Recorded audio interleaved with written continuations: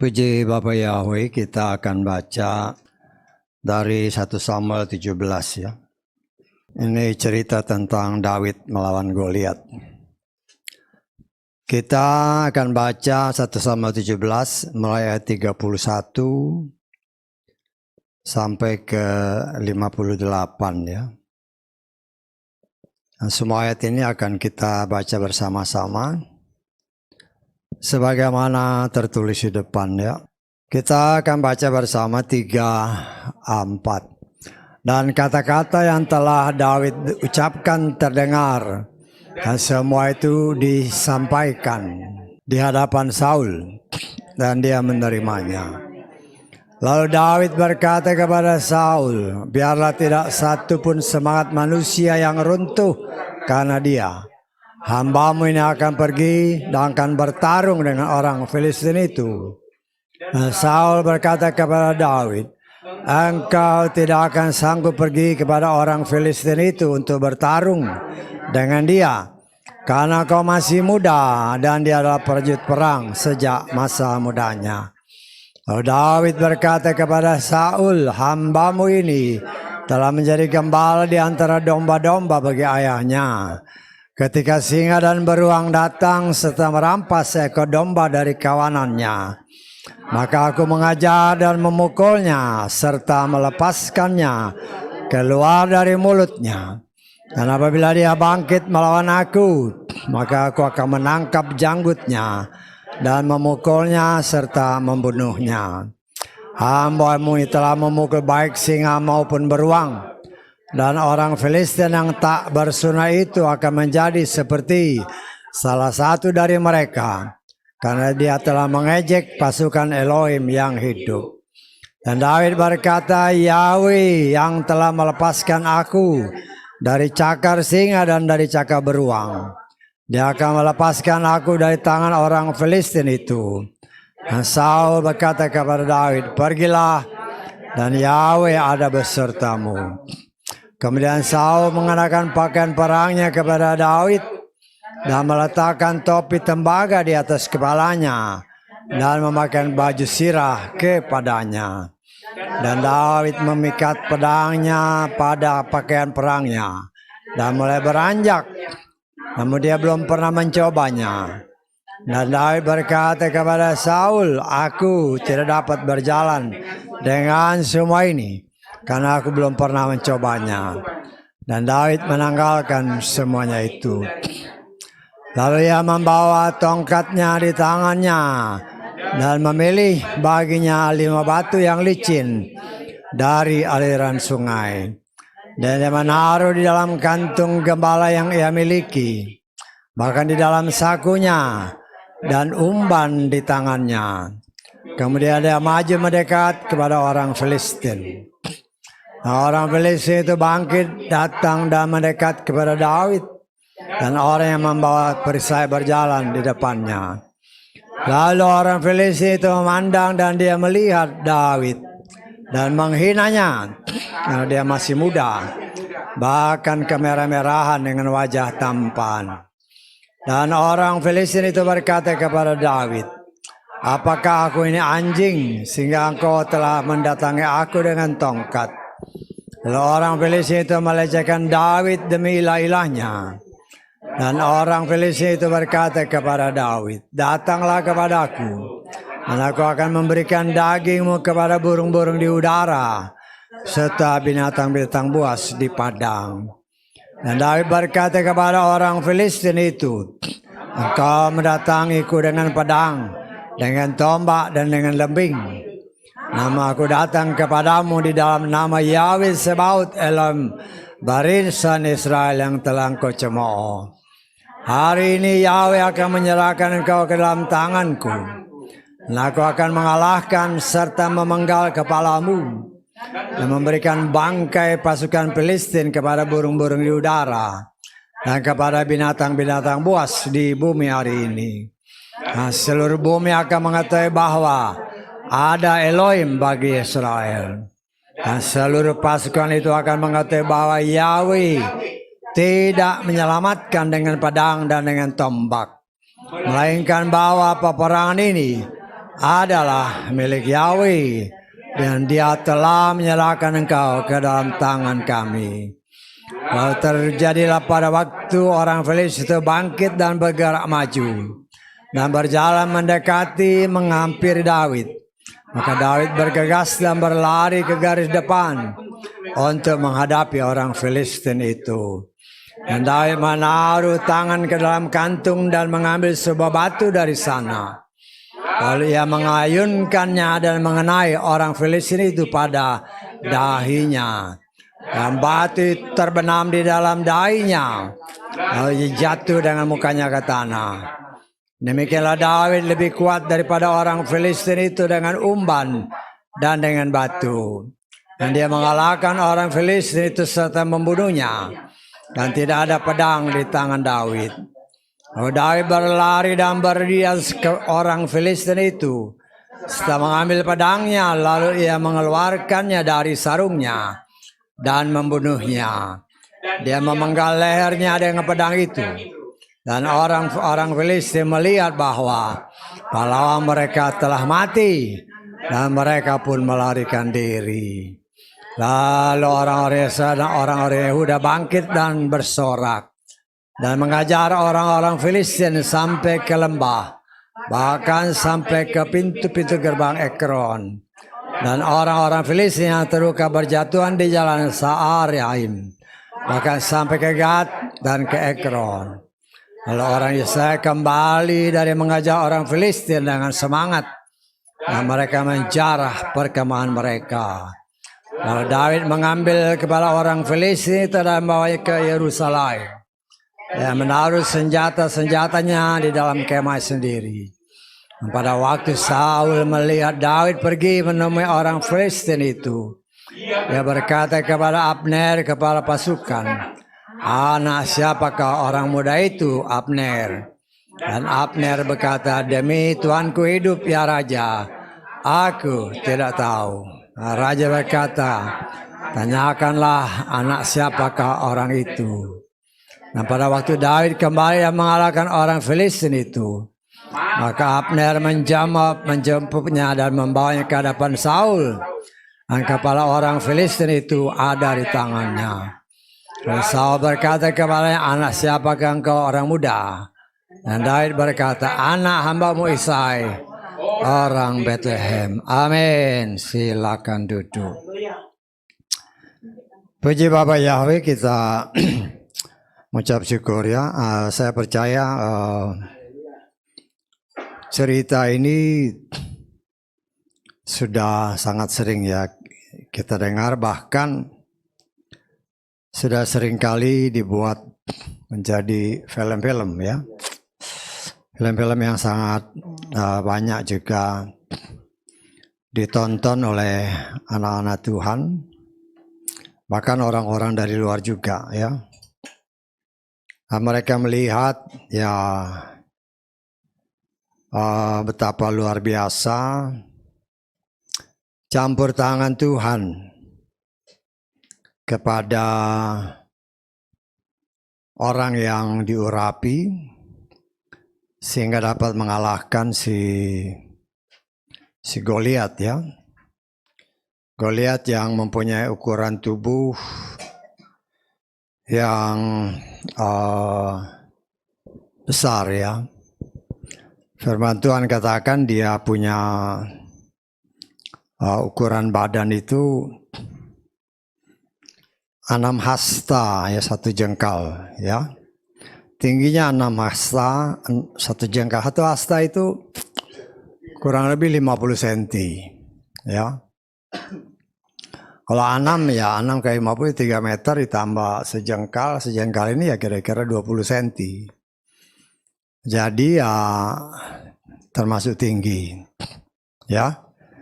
Dan dia ini adalah dikatakan oleh firman Tuhan ya termasuk keturunan orang Enak ya. Orang Enak ini adalah keturunan raksasa. Dan kita sudah belajar bahwa Raksasa itu ya keturunan Kain ya, atau keturunan setan. Ya Allah, banyak orang di luar sana sulit untuk menerima. Tetapi saya percaya berdasarkan firman Tuhan, ya memang anak setan. Anak setan, jadi ya kalau kita lihat di sini ya pertarungan antara anak Tuhan dengan anak setan. Ya, kita mengucap syukur cara Tuhan. Ada beberapa poin yang bisa kita lihat. Segala sesuatu itu Tuhan mengaturnya sedemikian rupa. Ya, bahkan sejak sebelum segala sesuatu ada, ya kita sudah belajarkan dari kitab Mazmur yang menyatakan bahwa segala sesuatu itu telah tertulis, ya, sebelum segalanya ada. Jadi segala sesuatu sudah ditulis. Demikian juga hal yang berkaitan dengan si Daud ini, ya. Si Daud ini David ya, sekarang biasa dikenal David karena ejaan lama. Ya kalau saya boleh katanya satu ejaan lama, satu ejaan baru, ya. Ya, kalau ejaan lama dibilangnya W, kalau ejaan baru dibilangnya V. Kalau ejaan lama yang kita nyanyikan lagu terakhir, Abi. Kalau ejaan baru Afi, B jadi V, ya. Tetapi karena kita percaya bahwa firman Tuhan itu tidak berubah, walaupun orang ya dengan sadar ataupun tidak sadar, ejaan boleh berubah, tetapi nama Bapa Yahweh tetap, ya, tidak bisa berubah, ya, Yod He Waw He.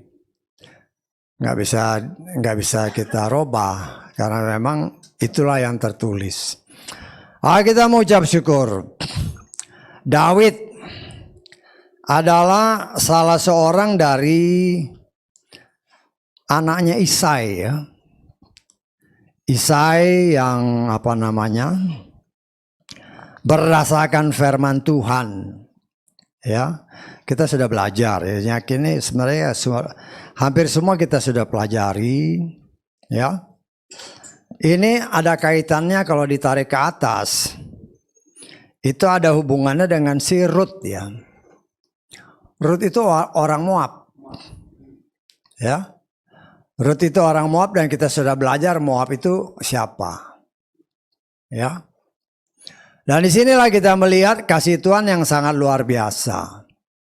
Ya, ternyata dari Rut yang kawin dengan si Boaz, ya, akhirnya ya Rut sama Boaz ini mendapatkan anak yang bernama Obed. Obed ini memperanakan Isai, bapaknya si Daud. Ya, dari Isai inilah lahir si Daud, ya. Dan Daud ini adalah dari garis laki-lakinya, anak-anak Isai, dia termasuk laki-laki yang paling bungsu, ya. Jadi mereka laki-lakinya itu ada 7 saudara.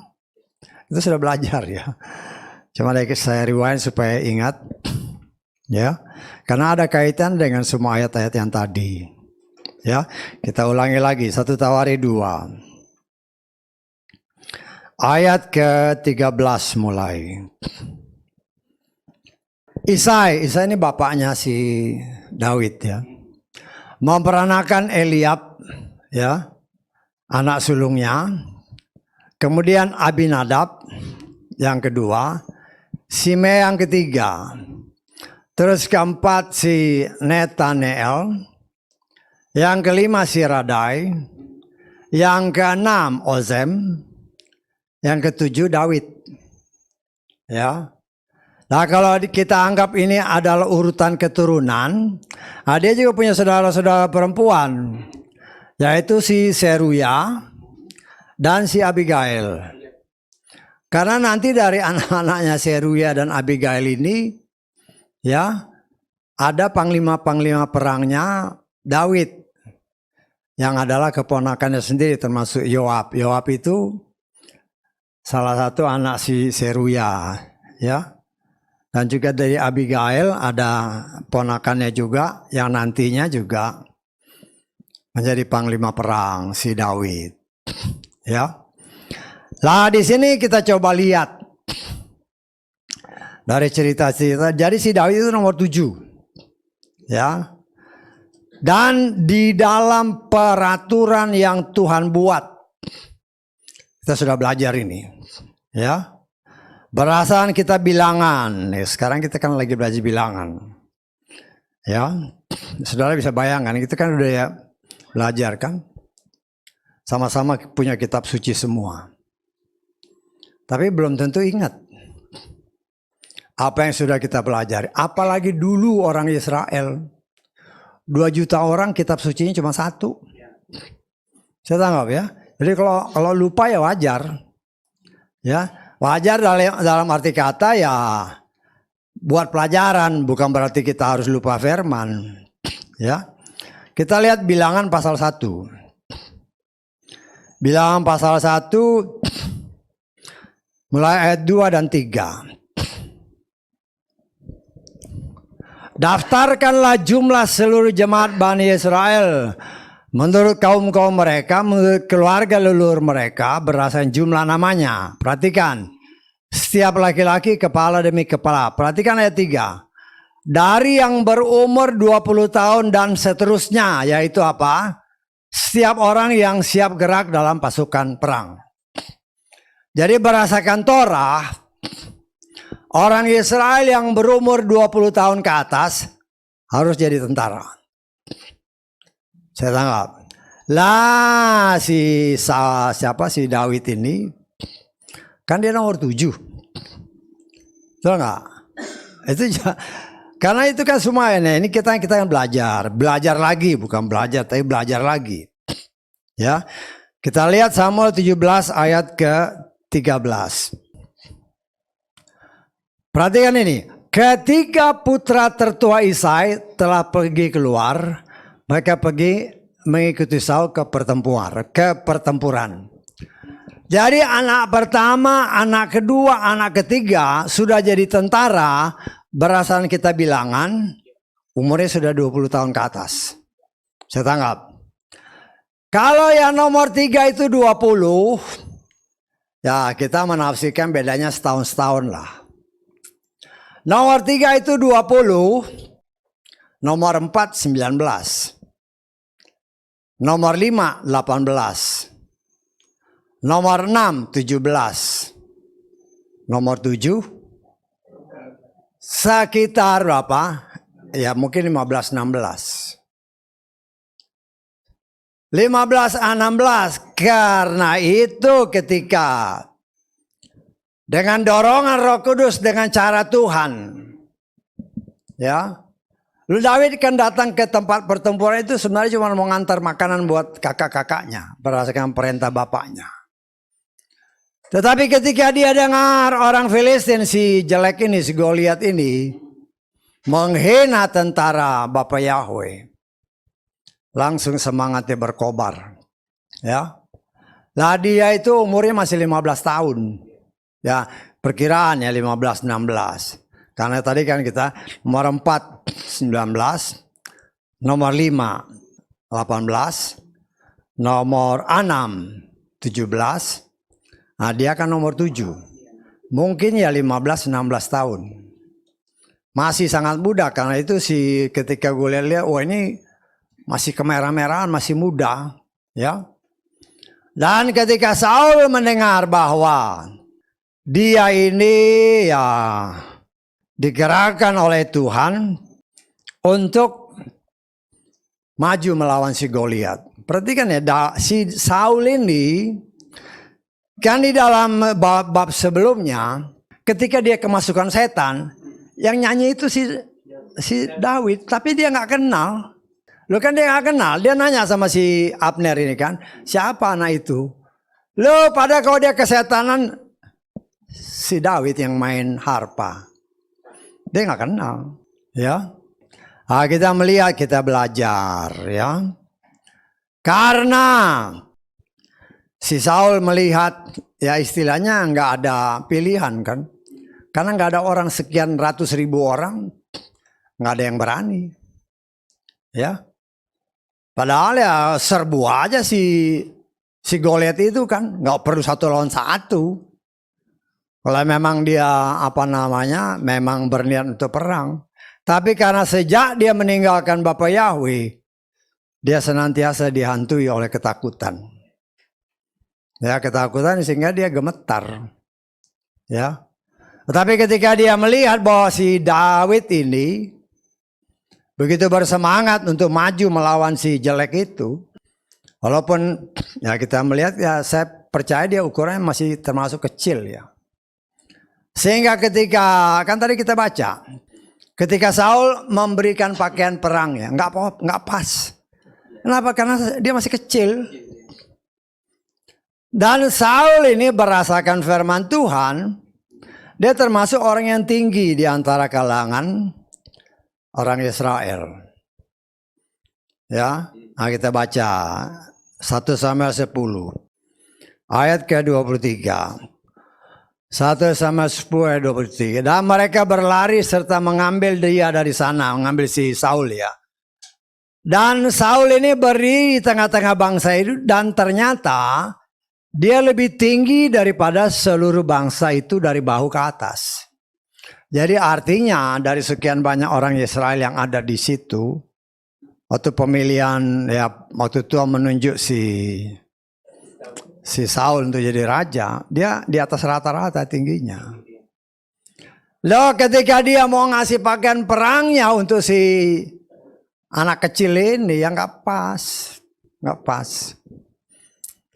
Ya, dan kita melihat cara Tuhan yang sangat luar biasa. Ya, karena itu seperti apa yang tertulis dalam kitab Mazmur 139, segala sesuatu sudah tertulis, termasuk rencana Tuhan. Kita sudah belajar bagaimana rencana Tuhan membebaskan bangsa Israel. Dan untuk pembebasan ini yang memang dia sudah nubuatkan pada zaman si Abraham, setelah 400 tahun bangsa ini akan bebas kembali. Ya. Dan untuk pembebasan ini Tuhan telah memilih Moshe. Karena itu sejak dia lahir di muka bumi, Tuhan sudah mengatur dia, mendidik dia, mempersiapkan dia sebagai seorang pemimpin. Walaupun tidak ada orang Israel yang sadar, termasuk ibunya dan bapaknya. Ya, lah mirip-mirip dengan si Daud ini. Ya. Daud ini memang sudah dinubuatkan karena Tuhan melihat kelakuan si Saul ini. Waktu belum jadi raja, waduh kelihatannya rendah hati banget. Kelihatannya benar-benar taat sama Tuhan. Tetapi kenyataan membuktikan setelah jadi raja, mulai kelihatan sifat aslinya. Dan karena itu Tuhan mengambil keputusan untuk mengganti si Saul. Ya. Dan tanpa orang banyak menyadari, Tuhan menyiapkan seorang anak yang tegasnya cuma menggembalakan domba. Ya. Tetapi ketika dia menggembalakan domba di tempat sunyi, dia bisa memuja-muji Tuhan, bermazmur bagi kemuliaan Tuhan. Ya, karena dia bermazmur bagi kemuliaan Tuhan, Bapa Yahweh bertata di atas puji-pujiannya. Sehingga tanpa dia menyadari Tuhan sedang mempersiapkan dia untuk kelak menjadi seorang raja pengganti si Saul. Ya. Dan di dalam ketika dia menggembalakan domba-domba, firman Tuhan katakan, ada domba yang ditangkap sama singa atau beruang. Dia kejar, dia bunuh itu singa. Dia bunuh itu beruang. Tanpa pernah terpikir olehnya bahwa dia sedang dilatih oleh Tuhan untuk kelak bertarung melawan si jelek itu, si Goliat. Ya, kan nggak ada yang sadar. Tapi Tuhan sudah mendidik dia, memberikan dia keberanian. Karena itu dia berkata, orang itu yang tak bersunat, yang menghina pasukan Elohim, akan kubunuh seperti salah satu daripada singa maupun beruang. Ya, dan kita melihat cara Tuhan yang luar biasa. Ya, dikasih pakaian perang, nggak ada yang cocok. Ya karena memang ukuran tubuh ya kita sudah baca kan, kita bisa bandingkan. Karena dia masih ukurannya anak-anak, remaja. 15-16 tahun masih remaja. Si Saul ini yang berdasarkan firman Tuhan ukuran tubuhnya ya rata-rata ya lebih tinggi dari rata-rata orang Israel waktu itu. Sehingga kita bisa bayangkan memang bajunya sangat longgar. Tidak cocok. Ya. Karena sebagai seorang tentara ya bajunya ya harus ngepas. Nggak bisa obrong-obrong gitu, nggak bisa. Karena kalau terlalu longgar ya susah dia bergerak. Dan akhirnya dia memutuskan tidak memakai pakaian yang diberikan oleh si Saul. Ya, firman Tuhan menyatakan dia hanya pakai tongkat, berjalan pakai tongkat. Dan kemudian juga dia memilih 5 buah batu. Ya, dari sungai. 5 buah batu yang licin. Ya. Ya, cara Tuhan yang luar biasa. Ya. Nah, kita melihat dari cerita-cerita tadi. Dengan iman dia mengatakan, walaupun dia diejek oleh si Goliat, direndahkan serendah-rendahnya, tetapi dia sama sekali tidak gentar. Bahkan dia berani berkata, Yahweh menyelamatkan orang yang percaya kepadanya, bukan dengan tombak, bukan dengan pedang. Ya. Dan dia yakin dan percaya bahwa di dalam setiap peperangan yang terjadi adalah kedaulatan Bapa Yahweh. Dengan iman yang seperti itu dia maju. Ya, sama-sama maju. Fight. Tetapi kita melihat cara Tuhan. Ya, ketika maju si Daud mengambil batu, ditaruh di umbannya, diputar gini kan. Kalau kita kata pel gini kan, kalau dia gini, diayun. Cara Tuhan, si Goliat ini berdasarkan firman Tuhan kita lihat di dalam 1 Samuel 17 ini, ayat ke berapa ini? Ayat ke-5 mulai. Dan topi tembaga ada di kepalanya. Jadi dia pakai topi. Pakai topi, kalau terus saudara baca, pakai baju sirah, komplit bahwa dikatakan seluruh badannya tertutup dengan besi. Ya. Dan kita melihat itulah Daud tidak melihat engkau mau pakai baju semua ditutup sama besi. Tapi dia percaya bahwa Tuhan yang dia sembah, Yahweh, sesuai dengan apa yang dia ikrarkan, peperangan adalah dalam kedaulatan Bapa Yahweh, dalam kuasa Bapa Yahweh. Dengan iman, dia ayun, dia lempar. Kalau bukan Bapa Yahweh yang mengatur batu ini, hampir semua barangnya ketutup. Saudara suka lihat kan film-film Roma-Roma itu kan, pakai ini kadang-kadang kan besinya sampai tutup hidung. Bagian mana yang kena? Tapi firman Tuhan bilang kena dahinya. Entah di sini yang terang dahinya. Tuhan kasih masuk sampai ke otaknya, ke dalam. Langsung gebrak. Ya. Dan untuk meyakinkan, kepalanya harus dipotong. Ya. Kepalanya itu harus disikat, dipotong, dihancurkan. Kepala setan seperti apa yang sudah dibuatkan. Ya, ketika manusia berbuat dosa ada tertulis, keturunannya akan menghancurkan kepalamu. Kepala si ular, yaitu si setan. Ini kan Goliat ini keturunan setan. Ya, keturunan setan.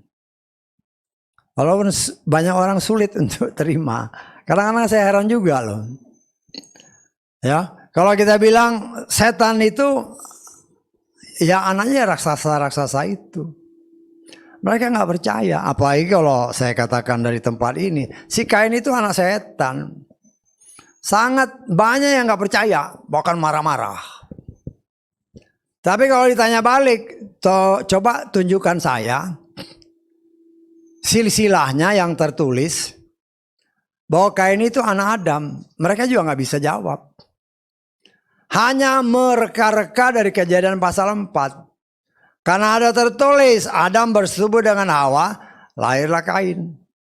Loh, zaman sekarang seorang suami istri kawin belum tentu itu anaknya. Kan banyak kejadian. Loh, itulah yang sesungguhnya terjadi dulu. Karena banyak orang yang tidak memperhatikan kata-kata yang tertulis dalam Kejadian pasal 4. Ya, masalahnya memang karena terjemahan kita juga seringkali kurang tepat. Ya, coba kita lihat di dalam terjemahan. Ini karena kan yang banyak di luar ini ke LAI. Kita lihat LAI, coba Kejadian pasal 4 ayat 1. Ini supaya gambar bayangan ya. Walaupun saya seringkali mengajarkan dan mengingatkan, ya Kain itu anak setan. Kemudian manusia itu bersetubuh dengan Hawa istrinya dan mengandunglah perempuan itu. Lalu melahirkan Kain, maka kata perempuan itu, nah ini lihat perhatikan. Aku telah mendapatkan seorang anak laki-laki. Nah ini yang bikin seringkali bikin salah tafsir. Karena dikatakan di situ anak laki-laki. Ya. Tapi kalau kita lihat di dalam terjemahan King James, kita lihat terjemahan King James. Adam knew Eve his wife, and she conceived and bare Cain and said, I have gotten a man, bukan a baby, bukan anak laki-laki. Loh, banyak orang kelihatannya karena itu hal sepele. Tapi itulah hal tersembunyi yang Tuhan mau singkapkan. Tetapi karena penerjemah ini juga asal terjemahkan dalam bayangannya, oh ini kan Kain, Adam sama Hawa, lahir Kain, wajar. Ya. Kalau kita nalar dikit, kalau dia bilang anak laki-laki, berarti ketika si Kain itu lahir, dia bilang aku dapat anak ini dengan pertolongan Bapa Yahweh. Tapi kalau dikatakan dalam terjemahan bahasa Inggris ini dan terjemahan kita, artinya dia sudah jadi a man. Baru keluarlah kata-kata si Hawa, I got, ya kan dia bilang tadi. Mana terjemahan bahasa Inggris tadi? I have gotten a man from the Lord. Aku dapatkan laki-laki dewasa ini. Artinya ya, biasanya dalam terjemahan bahasa Inggris yang dikatakan orang laki-laki dewasa di atas 17 tahun. Ya. Kenapa buat kata-kata ini? Itu surprise, satu ekspresi dari si Hawa. Ini kenapa? Si Kain itu raksasa. Dia melahirkan raksasa karena pertolongan Bapak Yahweh. Dari situlah lahir raksasa-raksasa. Ya. Karena itu dalam Kejadian pasal 6 dikatakan kan, ketika anak-anak manusia, ketika malaikat-malaikat yang jatuh ini kawin dengan perempuan-perempuan, lahirlah raksasa-raksasa. Tapi ingat, ada tertulis sebelumnya sudah ada. Siapa itu ya? Sebelumnya ini. Ya. Kemudian pada saat air bah berang, logikanya semua mati. Tetapi ketika bangsa Israel masuk ke tanah Kanan, loh kok ada raksasa? Dari mana? Kan gitu. Ya. Kan gitu. Lah kita cari, kok di Kanaan ada raksasa? Kita lihatlah kembali kan, dari daftar keturunan Kanaan itu dari aliran si Ham. Jadi dari situ kita atau saya menafsirkan. Kalau saya katakan Sem, Yafet dan Ham adalah manusia biasa, tapi tidak disebutkan istrinya dari mana. Tetapi karena Ham, karena dari Kanaan lah ada di ketemuan raksasa itu. Maka saya menafsirkan istrinya Ham itu ada DNA raksasa. Sehingga lahirlah raksasa.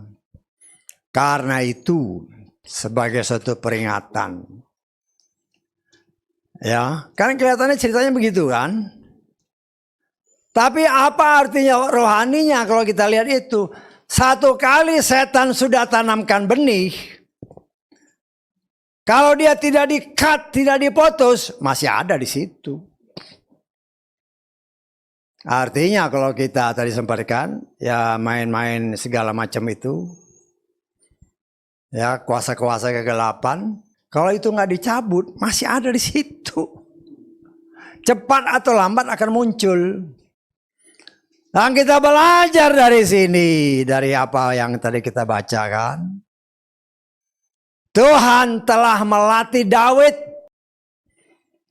Bagaimana dia akan menghadapi tanpa dia berpikir kenapa dia harus lawan beruang. Kenapa dia nggak lari aja. Tapi cara Tuhan melatih dia untuk membunuh singa maupun beruang yang menangkap domba-dombanya. Karena Tuhan sedang melatih dia. Kelak beberapa waktu yang akan datang, dia akan melawan Goliat. Ya, dengan kelengkapan dia siap secara mental, tetapi dia juga membawa perlengkapan untuk melawan si jelek ini. Firman Tuhan katakan, selain dia bawa tongkat, berbicara kuasa.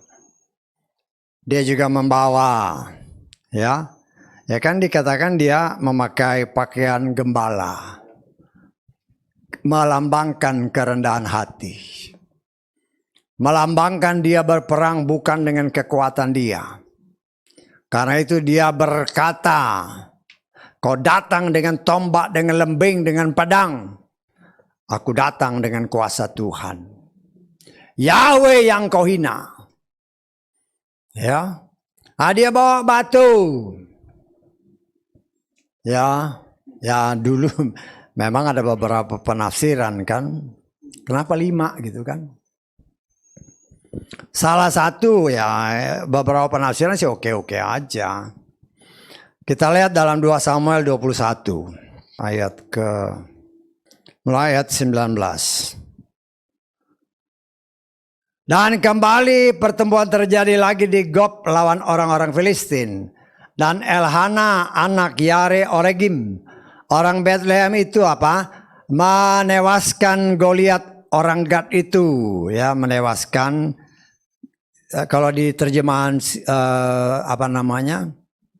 Sini kan lihat ya. Menewaskan Goliat, bukan Goliat, bukan menewaskan saudaranya Goliat. Beda kan? Di terjemahan Lugas, saudara punya Lugas, di sini menewaskan saudaranya Goliat, di sini menewaskan Goliat. Ini kan ngawur namanya. Ya.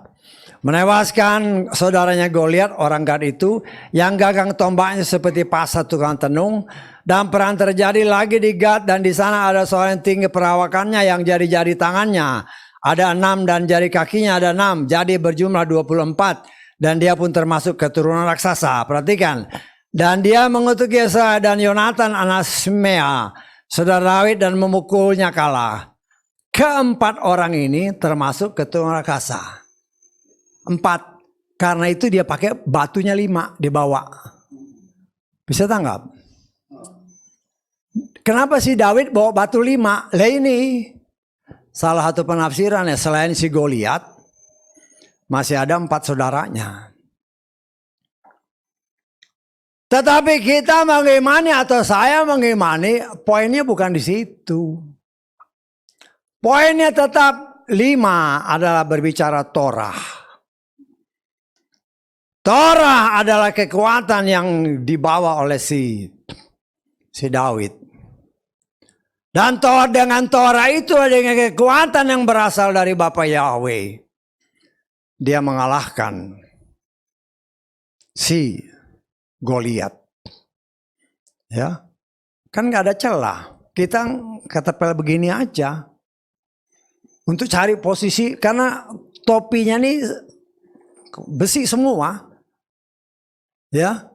Jadi kalau dia, kan sering saudara lihat umpamanya di film-film kan, topi gini kan biasa karena ditambahin besi gini kan sampai ke hidung. Ya. Ya, mungkin sih bukan di sini, bisa aja di sini. Sini juga mati. Dengan cara Tuhan, ya Tuhan lah yang melihat. Ya kita kan bisa aja mengandai-andai. Kalau semuanya ketutup. Lo kan dia waktu dia nyamperin si Daud, dia lari kan. Ketika dia lari, topinya jatuh. Ya bisa aja. Boleh aja kita berkira-kira seperti itu. Karena tidak ada lowang secara akal manusia, bagaimana ini? Tetapi karena Tuhan, kan dia imani tadi. Peperangan adalah kedaulatan Bapa Yahweh. Bapa Yahweh lah yang berperang ganti si Daud, dan karena itu si Goliat bisa kalah. Ya. Bapa Yahweh yang mengatur batu ini. Berbicara batu, berbicara karang, berbicara firman, berbicara Yeshua. Ya, kita melihat dari segi rohaninya untuk kebutuhan saudara dan saya. Ya, kita juga sedang menghadapi, ya, banyak ya namanya permasalahan. Dunia ini kan semakin sulit, semakin jahat dalam pandangan manusia rata-rata. Dunia semakin jahat. Dan memang kitab suci menyaksikan. Tetapi selama kita hidup di dalam Tuhan, kejahatan itu tidak akan pernah bisa menjamah kita. Apa kekuatan kita? Ya Torah Tuhan, berbicara 5. Berbicara Torah Bapa Yahweh. Berbicara batu yang adalah senjata. Adalah firman Tuhan yang hidup. Dengan firman Tuhan yang hidup, kita diberi kemampuan oleh Tuhan untuk melawan Goliat-Goliat akhir zaman. Tapi yang sering menjadi masalah adalah ketika manusia melihat lawannya gede, takut. Udah takut duluan. Udah gemetar duluan. Sedangkan Tuhan berbicara, aku tidak memberikan roh ketakutan. Lo kalau sampai seseorang yang menamakan diri anak Tuhan takut, kau beri celah. Salah nggak? Kau beri celah. Karena itu ya tadi kan beberapa kali Roh Kudus diingatkan kepada kita. Ketika kita menghadapi masalah, pertama-tama yang harus kita kontak, Roh Kudus tolong. Roh Kudus tolong. Ketika engkau menghormati Dia yang ada di dalam hidupmu, maka Dia sanggup menolong dengan caranya. Ya, itulah andalan kita, itulah kekuatan kita. Secara mata jasmani kita melihat, aduh dunia ini luar biasa. Setan-setan berkeliaran kemana-mana. Tetapi karena Dia yang ada di dalam aku, kata 1 Yohanes 4 ayat ke-4, coba kita lihat. Ya, 1 Yohanes 4 ayat ke-4. Kamu berasal dari Elohim, hai anak-anak, dan kamu telah menaklukkan mereka. Karena apa? Dia, Roh Kudus yang ada di dalam kamu lebih besar daripada Dia yang ada di dalam dunia. Ini bukan hanya kata-kata kosong. Tuhan itu kita tidak lihat. Kecuali kalau Dia mata kita dicelikan, kita lihat. Ya. Tapi kita harus percaya bahwa Dia ada di dalam kita. Ya, yakinkan dirimu, engkau ada dalam aku Tuhan. Kalau Tuhan mengizinkan kita ada di suatu tempat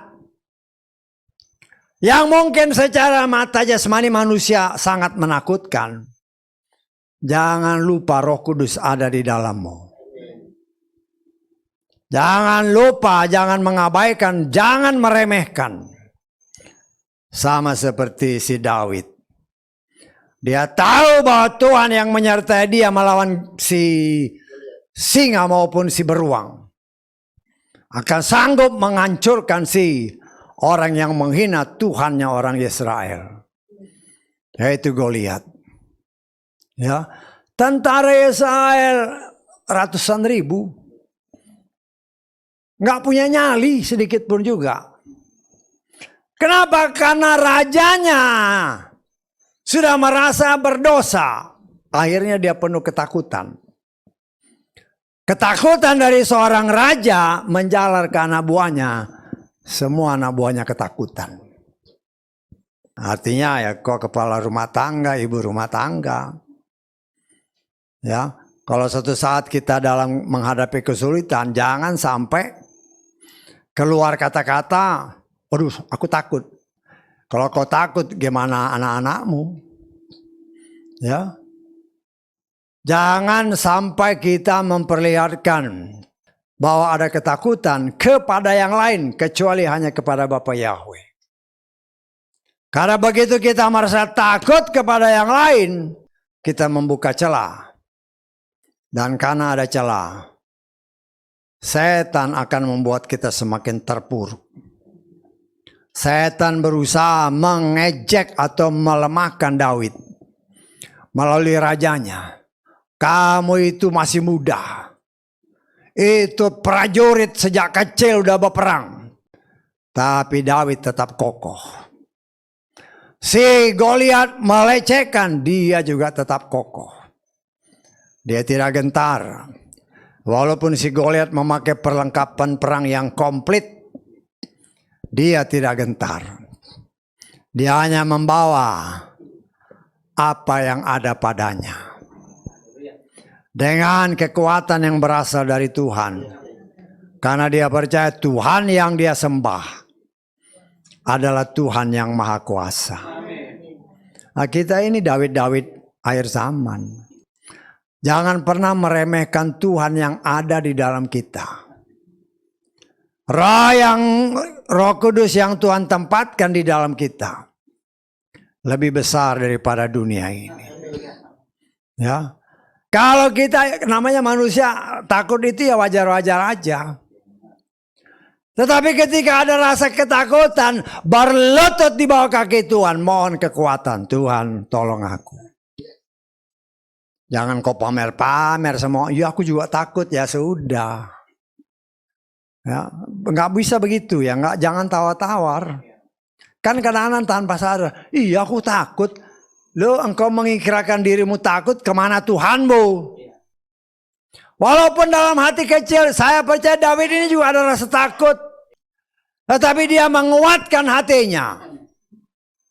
Dia merasa yakin dengan kata-kata positif. Kan dia mengeluarkan kata-kata positif. Walaupun dia diremehkan sama si Saul, sama si Goliat, dia tetap positif. Dia tidak mau digentarkan oleh kata-kata negatif. Nah, saudara dan saya pun harus mempunyai sikap seperti itu. Ingat, karena semua yang tertulis itu berguna bagi saudara dan saya yang hidup pada zaman akhir ini. Permasalahan, pergumulan. Apabila Tuhan izinkan itu terjadi, ingat. Segala sesuatu yang akan terjadi dalam hidup kita, Tuhan sudah persiapkan kita saat ini. Sehingga kita mampu menghadapi semua itu. Sama seperti Daud. Dia tidak pernah terbayangkan, ngapain aku ngelawan singa? Ngapain aku melawan beruang? Dia tidak membayangkan bahwa nanti dia berperang sama si raksasa si jelek itu. Lah demikian juga hidup saudara dan saya. Apabila sesuatu Tuhan izinkan terjadi dalam hidup kita, jangan ngeluh. Jangan ngeluh. Koreksi diri, Tuhan, apa maksudmu?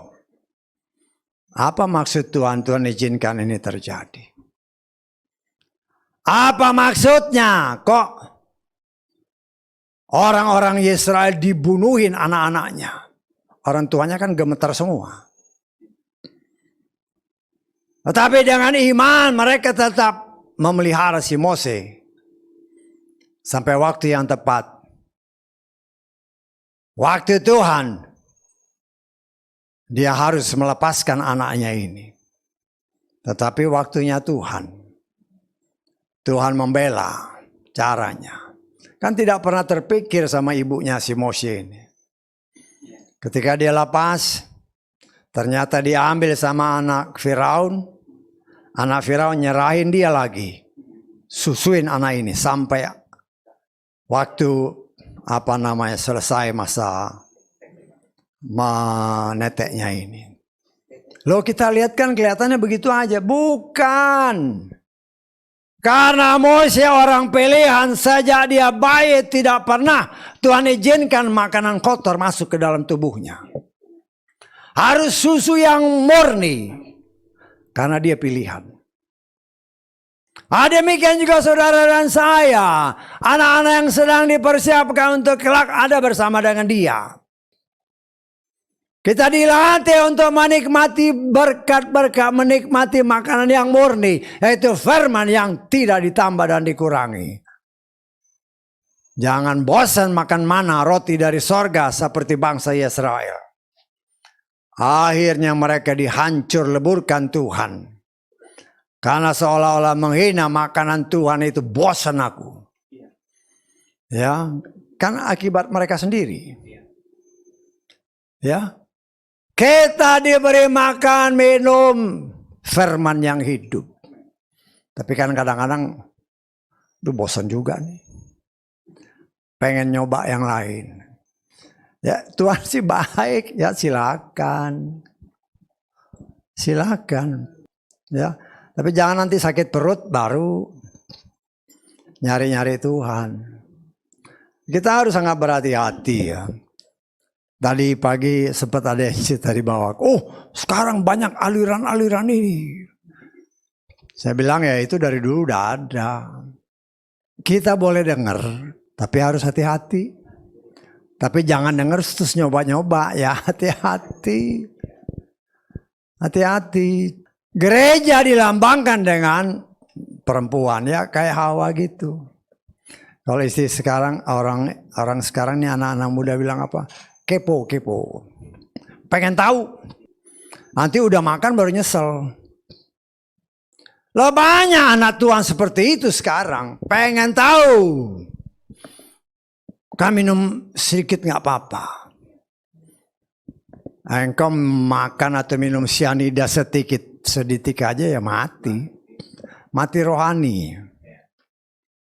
Apalagi zaman sekarang ini racun rohaninya sangat kuat. Sama seperti cyanida itu. Setitik kau minum, mati rohanimu. Jasmanimu ya belum mati, tapi rohanimu mati. Dan banyak orang ya justru karena sifat pengen tahu itu. Tapi kita sebagai anak-anak Tuhan, saya sebagai pelayan Tuhan kan hanya mengingatkan, mendorong, hati-hati. Udah tahu racun, jangan kau minum. Jangan coba-coba. Ya. Nah, kita melihat cara Tuhan memperlihatkan bagaimana orang yang seperti Daud, karena imannya teguh, karena dia percaya, maka Tuhan yang membela dia. Bukan kuat dan gagah si Daud, ya, tetapi karena roh Bapa Yahweh yang ada di dalam dia, membuat dia bisa berkemenangan. Kita baca Sakaria pasal keempat, ayat ke-6. Kemudian dia menjawab dan berkata kepadaku dengan mengatakan, inilah firman Yahweh kepada Zerubabel yang berkata, bukan dengan kekuatan dan bukan dengan kuasa, tetapi dengan rohku, Yahweh Sebaot berfirman. Lah itu harus menjadi landasan hidup saudara dan saya. Di dalam menjalani hidup ini, biar setiap langkah kaki kita, ya kan seringkali kita suka nyanyi kan, tiap langkahku diatur oleh Yahweh. Jangan ngatur sendiri, ya, jangan ngatur sendiri. Jadikan firman itu pelita bagi kakiku dan terang bagi jalanku. Karena dunia ini gelap. Ya. Tuhan sangat luar biasa kalau saudara perhatikan ayat itu. Pelita bagi kaki kan ya sedikit aja kan. Saudara suka tadi sempat cerita tentang orang naik gunung kan.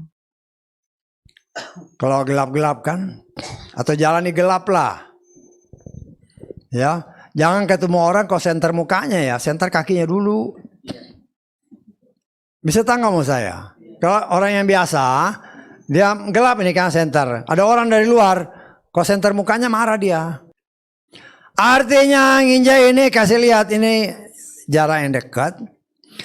Pelita bagi kakiku, terang bagi jalanku. Jadi kita lihat, oh ini jalanku. Nah, itu firman Tuhan kan? Betul nggak? Nah, kita belajar dan terus belajar. Jangan bosan dengar firman Tuhan. Karena firman itu yang dapat menyelamatkan kita. Sekali kita dalam hati, aduh capek baca firman Tuhan. Hati-hati. Karena firman itu pribadi Tuhan sendiri. Kita harus belajar ketika kadang-kadang ya mungkin ada bosan juga. Capek gitu kan. Aduh kok gini-gini. Nah itu setan mau menggoyahkan kita. Karena itu firman Tuhan katakan, beribadahlah kepada Bapa Yahweh dengan hormat dan takut. Beribadah dengan sungguh-sungguh. Berdoa tanpa henti, terus berdoa. Artinya di dalam menjalani hidup ini berdoa. Biar setiap langkah kaki kita ini benar-benar diatur oleh Tuhan. Sehingga jangan kita salah melangkah. Salah kita melangkah menentukan masa depan kita. Tetapi kalau kita membiarkan Tuhan yang mengatur langkahku, ya, jangan berontak kalau diatur sama Tuhan. Kan karena Tuhan tolong atur langkahku. Nanti udah di tengah ya, ini benar nggak ya? Tanya lagi Tuhan, dan nanya lebih baik kan. Malu bertanya sesat di jalan. Ya, banyak tanya sama Tuhan. Tanya koreksi Tuhan gimana nih? Ya, satu hal yang harus kita ingat. Setan dia mencari berbagai macam cara untuk mencelakai orang yang menamakan diri anak Bapa Yahweh di dalam Adonai Yeshua Mashiach. Kalau bukan anak Bapa Yahweh dalam Yeshua Mashiach, dia nggak peduli. Kenapa? Karena nanti tempatnya sama dengan dia. Tapi kalau anak-anak Bapa Yahweh, ada tempat yang sudah disediakan Bapa Yahweh. Karena itu dia iri. Dia berusaha untuk menjatuhkan anak-anak Tuhan. Tetapi selama kita masih diperkenankan berjalan di muka bumi, ingat, itulah bagian dari proses yang sedang Tuhan kerjakan. Supaya kita benar-benar murni, tak bercacat celah tubuh roh dan jiwa kita. Karena itu jangan mengeluh. Dalam kehidupan sehari-hari, dalam kehidupan rumah tangga, dalam pekerjaan, dalam segala hal. Tetap mengucap syukur. Ketika engkau menghadapi tantangan, mungkin di tempat kerjaan ngelihat bosmu, aduh, melihatnya kayak gimana, ya berdoa aja Tuhan supaya jamah dia. Ya jangan dengan kekuatan kita sendiri. Tapi kalau kerja yang benar, seperti untuk Tuhan. Artinya kerja dengan rajin, kerja dengan jujur. Ya nanti Tuhan yang akan membuka jalan. Supaya hidup saudara dan saya beralih. Kan janji Tuhan. Minta maka akan diberikan. Ya. Kadang-kadang aduh aku udah minta tapi nggak dijawab-jawab. Ya itulah. Tuhan kadang waktu Tuhan bukan waktu kita. Nah kita harus ingat itu. Jangan paksakan kehendakmu. Tapi biarlah sebagaimana yang Yeshua katakan. Jadilah kehendakmu, bukan kehendakku. Ya. Nah jadi ya kita harus ingat. Jangan sampai kita tertipu dengan begitu banyak pengajaran yang macam-macam. Ya. Ada orang yang ya kan kadang ada orang yang mengajarkan. Ya ngajar tapi ngutip firman juga. Udah berdoa sekali aja cukup, pasti Tuhan dengar. Ya memang Tuhan dengar. Ya. Tetapi apakah salah kalau kita berdoa lagi? Enggak salah. Ya. Jadi kita harus sangat berhati-hati ya karena banyak juga ya pengajaran-pengajaran sih. Pengajaran-pengajaran ya kamu sudah berdoa sekali ya udah cukup. Percaya aja. Tuhan pasti kabulkan. Enggak usah doa berulang-ulang, bertele-tele. Ya. Loh. Ketika masa kekeringan pada zaman Elia. Berapa kali Elia berdoa? 7 kali dia doa yang sama. Ketika Yeshua ada di dalam taman Getsemani. Berapa kali dia berdoa? 3 kali doa yang sama. Ya, jadi bukan salah karena kadang-kadang ada orang yang mengutip seperti Markus ini ya. Markus pasal ke-11 ayat ke-24. Ya memang tidak salah karena ini firman. Tapi kalau engkau didorongkan untuk berdoa lagi, berdoa. Oleh sebab itu aku berkata kepadamu, perhatikan. Segala apa saja yang kamu minta dengan berdoa, percayalah bahwa kamu menerimanya, maka itu akan terjadi kepadamu. Ya, karena banyak orang, saya udah doain, cukup sekali, mengucap syukur aja. Apa salah berdoa lagi? Ya enggak, karena contoh-contohnya banyak. Lah kita melihat firman itu harus melihat seutuhnya. Tetapi kita percaya bahwa selama kita menjalani hidup ini dan bergantung kepada Tuhan. Tuhan yang berperang ganti kita. Bukan suatu cerita fiktif apa yang dikatakan, apa yang kita baca tadi. Itu suatu kenyataan di mana karena Daud seorang yang sedang dipersiapkan untuk jadi raja, menggantikan Saul. Kan harus ada jalannya. Kalau dia nggak berperang ganti lawan Goliat, nggak mungkin jadi raja dia. Tapi itulah cara Tuhan. Karena Tuhan punya rencana untuk menjadikan Daud sebagai seorang raja, caranya seperti ini. Demikian juga dalam hidup saudara dan saya. Tuhan mempunyai sesuatu yang sangat luar biasa indah bagi setiap pribadi kita. Tetapi untuk mencapai semua ini ada jalannya. Ada caranya. Ya, caranya gimana? Kan macam-macam caranya. Mungkin kita dihadapkan dengan persoalan. Mungkin kita dihadapkan dengan pelajaran-pelajaran yang macam-macam. Ya, pelajari. Belajar. Tapi karena nggak mau belajar, ya males. Akhirnya rencana Tuhan yang indah bisa gagal. Harusnya sebentar. Karena rencana Tuhan harus jadi bagi bangsa Israel contohnya. Kan dia jalan dari Mesir ke tanah Kanaan.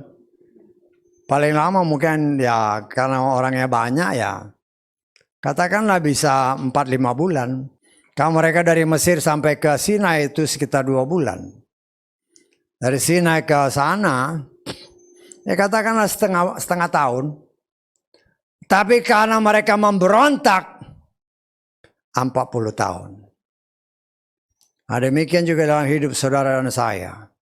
Tuhan punya rencana yang indah luar biasa bagi setiap pribadi kita. Setiap pribadi, setiap keluarga. Rencana Tuhan luar biasa. Ya. Tetapi seringkali untuk mencapai semua itu, Tuhan memberikan jalan yang kadang-kadang kita nggak ngerti. Karena kita nggak ngerti, akhirnya jalan sembarangan. Belajarlah mengandalkan Tuhan dalam setiap langkah hidup kita. Kalau kita menyerahkan kepada Dia, Dia punya rencana, Dia akan bimbing kita. Nih, lebih gampang sini. Ini rencana Tuhan, tapi karena kau nggak ngandalan Tuhan, ya akhirnya muter-muter ke sana kemari. Memang mungkin akhirnya dapat, tetapi waktunya lebih lama. Bapa Yahweh sangat mengasihi saudara dan saya. Ya ingat, Daud itu hanya seorang gembala. Tidak pernah terpikirkan olehnya dia jadi raja. Tidak ada. Kalau tadi kita perkirakan umurnya 15 tahun. Menghadapi Goliat. Firman Tuhan katakan, setelah umur 30 tahun, baru dia jadi raja. 15 tahun dibutuhkan untuk mencapai tingkat sebagai raja yang memang, kan dia diurapi sama si Samuel sebelum dia berperang kan. Artinya sekitar 15 tahun. Nanti jadi rajanya tuh 15 tahun kemudian. Dia umur 30 tahun baru jadi raja. Karena dia setia, peperangan dihadapi, dikejar-kejar sama si Saul mau dibunuh walaupun itu adalah mertuanya sendiri. Tapi dia tetap berpegang kepada firman Tuhan. Dia punya kesempatan paling sedikit 2 kali untuk membunuh Saul, orang yang diurapi. Dia tidak memakai kesempatan itu. Karena dia tahu itu tidak dikehendaki oleh Tuhan. Tapi itulah bagian Tuhan menguji kesetiaan si Daud. Dia tidak akan pernah menjamah orang yang diurapi Tuhan. Demikian juga saudara dan saya. Di dalam menjalani hidup ini, dalam mencapai cita-cita yang kita citakan. Banyak hal-hal yang harus kita hadapi. Tapi berpeganglah pada firman. Maka cita-cita yang memang kita sudah serahkan kepada Bapa Yahweh. Bapa Yahweh sanggup memberikan yang terbaik bagi kita semua. Haleluya. Amin.